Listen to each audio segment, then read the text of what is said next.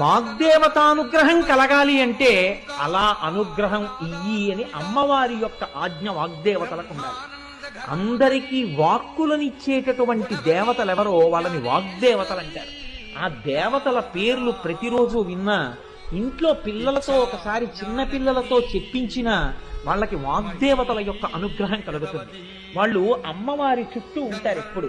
ఆ యనమండుగురే అరుణాదేవి, కామేశ్వరీదేవి, కౌళినీదేవి, జయినీదేవి, మోదినీదేవి, నళినీదేవి, విమలాదేవి, సర్వేశ్వరీదేవి. ఈ యనమండుగురులో వసిని అన్న పేరుతో ఉన్న దేవతని అనుసంధానం చేస్తూ వసిన్యాది దేవతలు అని పిలుస్తూ ఉంటారు. ఈ యనమండుగురు వాగ్దేవత.